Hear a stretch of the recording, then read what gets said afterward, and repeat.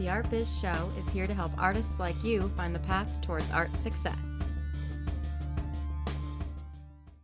Artists, and thank you for joining me, your host, JC, with the Art Biz Pro Show. Oh, today, very, very, very important topic. Market niche.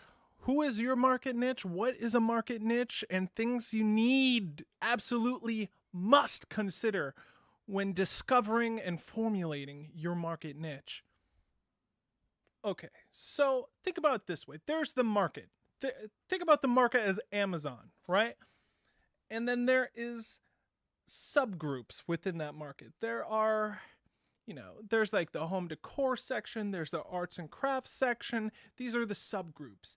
And your niche is potentially pretty much, it's definitely going to be one of those subgroups because you don't want to be too broad at all. Well, another way to think about it is think about like music genres. There's like, there's rock, there's rap, there's country, there's electronic.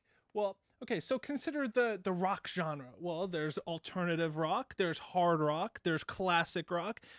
Now understand, someone who loves classic rock will not love hard rock or alternative rock or experimental rock. So you really want to focus on your niche. Who is it that likes your genre of art?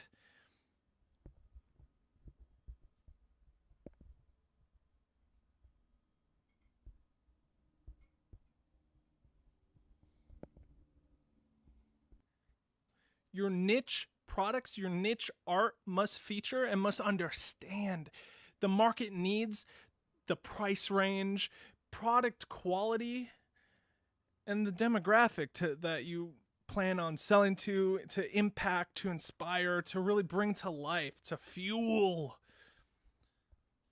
All right, well, there are 5 key features to your demographic, and you must take every single one into consideration. Very important.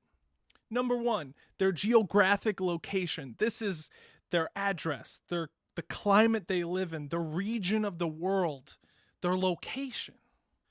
All right, and number 2, socioeconomics. This covers what's your niche's gender, their age, their career, their education, the wage that they make. Now, this will directly affect, the pricing of your artwork. You must consider these. Number 3, their psychographs. This is their attitudes, their core values, ethics, their religion, their lifestyle. Now this is great to really implement into your marketing campaigns and your strategies. Number 4, their behaviors, occasions that they celebrate. This helps with understanding like brand loyalty, and really good with testing their behaviors with asking them to share your content, to understand if they're repeat customers. Use coupon codes with these. Test them. It's also good to use reward programs and affiliates to really test and expand on user behavior. And number 5, their product relationships. This is the relationship to the product.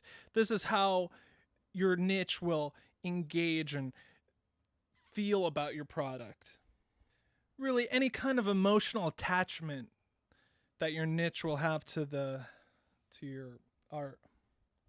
All right, well, here's an example. So say I have a friend who makes alternative movie posters, and now his geographic is pretty much the entire internet. Anyone on the internet he could market to. It doesn't have to be like, a specific location in the world, just the internet.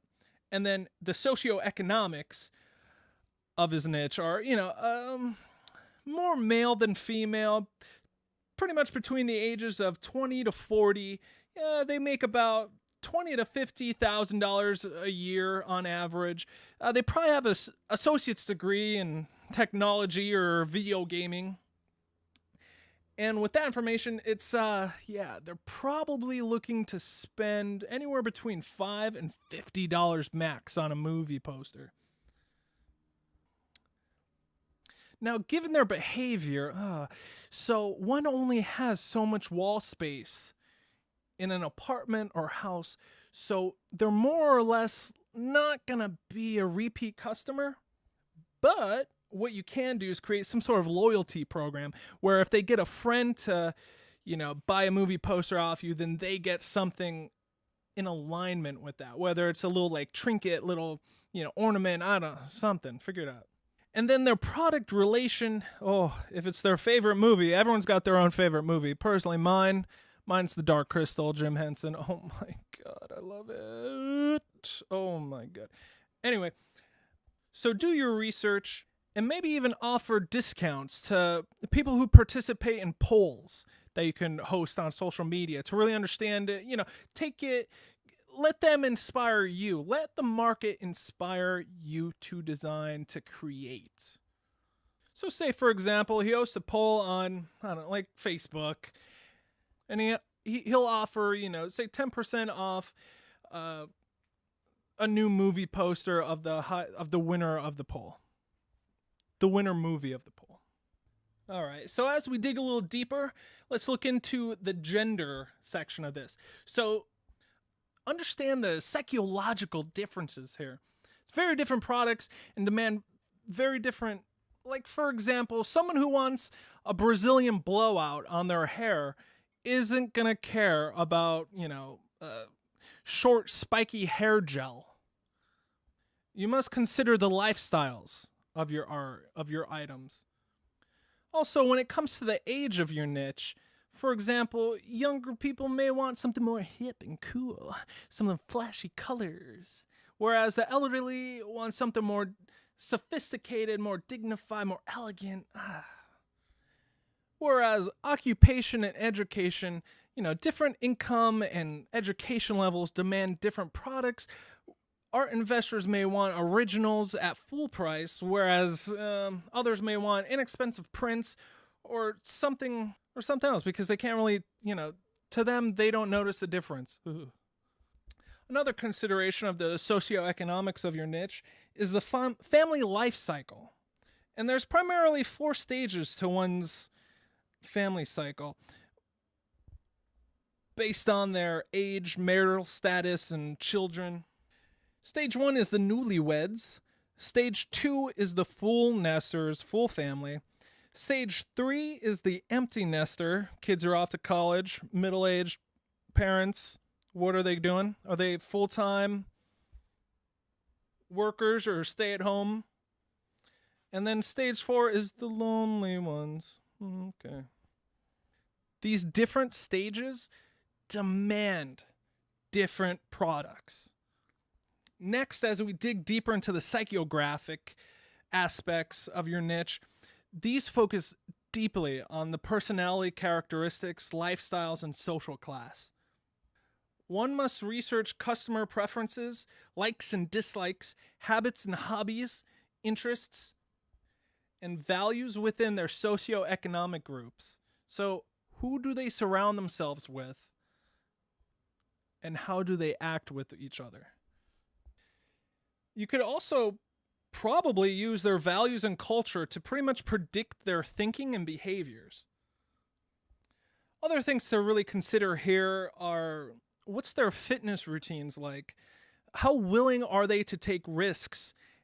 Which you can test this with brand contests. How many friends will they tag to your post? How many times will they share your post? Stuff like that. Also, their environmental opinions, their political opinions, their fashion concerns, and also always maintain inspiration of their self-esteem and intelligence. Come on. Never put people down. Bring them up. You want to make them feel good and enlightened. Next, the generic social classes. Differences include, but not limited to, social environments, backgrounds, customer preferences, and various characteristics. This section is meant to make you think, make you to, consider pricing. There's the upper class, which is famous and rich family background. The lower uppers, typically focused on their occupation and business, and to get and strive for a higher income and wealth. There's the upper middles, extremely concerned with career, special occasions, and typically independent entrepreneurs and managers. The lower middles, middle income, white collar and blue collar, life at poverty line, pursuit of wealth.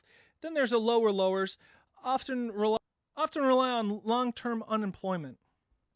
So an example of this is people in different social classes have different demands. For example, they have different demands of their cars, different demands of their clothes, their furniture, entertainment, the things they read, the art that they hang on their walls. And these are huge differences.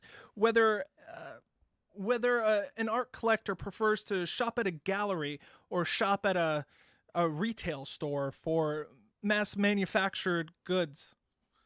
All right, so as we wrap it up, there's 3 major considerations you must have in mind here. Discover your niche. Define your product from their point of view. How will they see it? How will they see themselves using it? What do they want their friends to think? How will their children react to this?